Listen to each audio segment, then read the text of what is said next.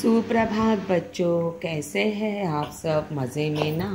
आज अपनी हिंदी व्याकरण की क्लास है। आज हम पाठ क्रमांक 13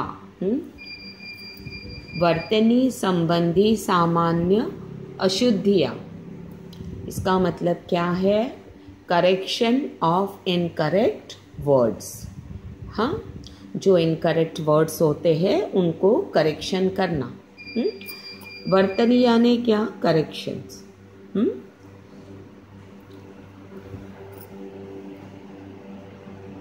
वर्तनी का अर्थ है किसी शब्द को लिखने की व्यवस्था। वर्तनी का अर्थ ही यही होता है कि किसी शब्द को लिखने की व्यवस्था। व्यवस्था यानी मैनेजमेंट। मतलब हम किस तरह से शब्दों को लिखे, वाक्यों को बनाए और उसे लिखे, इस तरह से। हिंदी की लिपि देवनागरी ध्वन्यात्मक लिपि है। इसमें जैसा उच्चारण किया जाता है वैसे ही शब्दों को लिखा भी जाता है। यदि हमारा शब्द का उच्चारण सही है तो हम उसको वैसा ही लिखेंगे। यदि उच्चारण अशुद्ध है तो वर्तनी की अशुद्धि हो जाना स्वाभाविक है। अतः हिंदी में वर्तनी की अशुद्धि को सुधारने के लिए सर्वप्रथम सही उच्चारण होना चाहिए। अब इसमें क्या कहा है, अब विस्तार से स्पष्टीकरण जानिए। वर्तनी का अर्थ है किसी शब्द को लिखने की व्यवस्था। वर्तनी यानी क्या? जो हम बोलते हैं वो ही हम लिखते हैं, लेकिन जो बोलते हैं वो जो लिखते हैं उसे हमें शुद्ध भाव से लिखना है, शुद्धता से लिखना है, तो उसे क्या कहेंगे? वर्तनी। अगर हम गलत भाव से लिखेंगे या गलत वर्तन से लिखेंगे तो हम बोलेंगे तो वर्तन यानी बोलना, एक तरह से आप ये भी कह सकते हो। अगर हम गलत शब्दों का प्रयोग करेंगे बोलते वक्त या गलत बात करेंगे तो हम लिखेंगे भी उसी प्रकार से। ठीक है। अब इस तरह से अगर वर्तनी की व्यवस्था यानी बोलने की व्यवस्था सही होनी चाहिए तो उसी अनुसार हम अच्छे से शुद्धता से लिख पाएंगे। हिंदी की लिपि देवनागरी ध्वन्यात्मक लिपि है। अब ये पीसी में, कंप्यूटर्स में वगैरह ये देवनागरी लिपि करके एक आता है। तो अभी आजकल ये नाम प्रसिद्ध हुआ है कि एक लिपि है जो देवनागरी है, जिसका मतलब नाम ही दिया है कि देवनागरी लिपि। तो इसका मतलब क्या है कि ये हिंदी भाषा की लिपि है, उसका नाम है देवनागरी, जो ध्वन्यात्मक है। ध्वन्यात्मक यानी क्या? जिसका स्वर सुनाई देता है। ठीक है, जो स्वरीली है, हाँ, जिसकी आवाज आती है, इस तरह से हिंदी लिपि है। आप इस तरह से भी बोल सकते हो। इसमें जैसा उच्चारण किया जाता है वैसे ही शब्दों को लिखा जाता है। अब इसमें हम जिस तरह से उच्चार करते हैं, मतलब उच्चारण मतलब क्या? बोलना। हम जिस तरह से बोलते हैं उसी तरह से हम लिखते भी हैं। यदि हमारा शब्द का उच्चारण सही है तो हम उसको वैसा ही लिखेंगे। यदि उच्चारण अशुद्ध है तो वर्तनी की अशुद्धि हो जाना स्वाभाविक है। मतलब अगर हम अशुद्ध इससे बोलेंगे, शब्दों का प्रयोग करके बोलेंगे तो हमसे लिखा भी उसी तरह से जाएगा। हाँ, अगर हम शुद्धता से बोलेंगे तो हमें शुद्धता के तरह शब्दों को प्रयोग करके हम लिख पाएंगे, वाक्य बना पाएंगे। हाँ, ठीक है। अतः हिंदी में वर्तनी की अशुद्धि को सुधारने के लिए सर्वप्रथम सही उच्चारण होना चाहिए।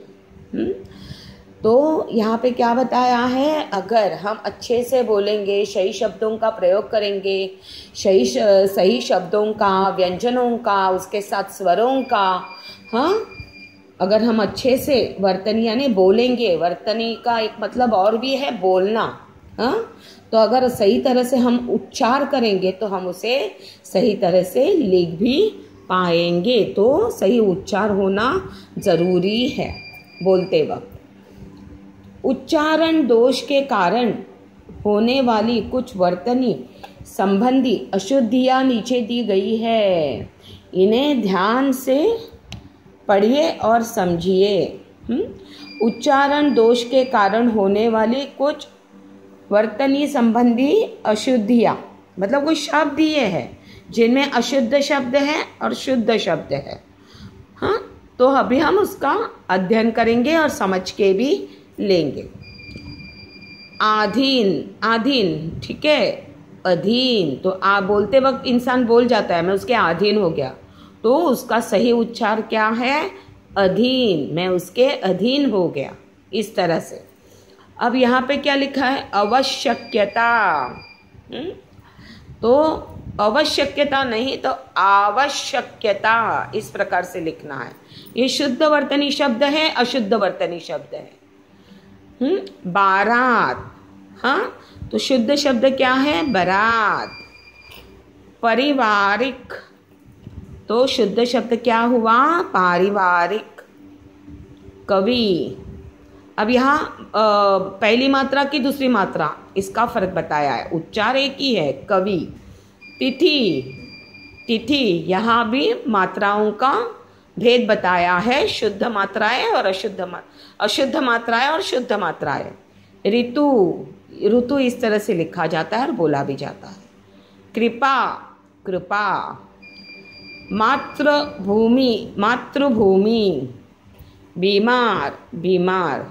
गुरु। तूफान। शून्य, देखिए यहाँ मात्राओं का ही फर्क है, उच्चारण में तो ये सेम दिखते हैं लेकिन इनमें मात्राओं का फर्क है, और मात्राएं भी अपने को जतलाती है कि किस तरह से उच्चारण करना है। पहली मात्रा होगी तो किस तरह से जाएगा, शून्य, ये फट से हो गया, शून्य, इस तरह से आप बोल सकते हैं, ठीक है। औरत। स्टेशन, देखिए यहाँ पे स्टेशन लिखा है, तो स्टेशन ये अशुद्ध शब्द हुआ, स्टेशन ये सही शब्द हुआ। अलौकिक, ये शब्द सही हुआ। अलौकिक, बोलते वक्त लोग बहुत फटाफट बोल जाते हैं अलौकिक, लेकिन शब्द इस तरह से लिखा जाता है और बोला भी जाता है, अलौकिक, इस तरह से। कहाँ। अब यहाँ भी ये तख्ता में भी कुछ अशुद्ध वर्तनी शब्द दिए हैं और कुछ शुद्ध वर्तनी शब्द दिए, जानते हैं। अत्याधिक, ये गलत शब्द है, अत्यधिक। सामाजिक, यहाँ पे सामाजिक लिखा है, यहाँ पे सामाजिक लिखा है। आगामी गलत है और आगामी सही शब्द है। साप्ताहिक।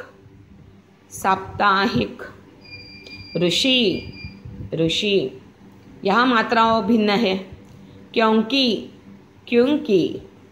ऋण, ब्रज, परीक्षा, अतीत,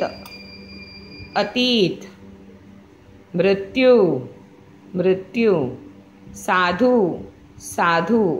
ऐश्वर्य, ये इस तरह से होगा, देखिए मात्रा लगी है।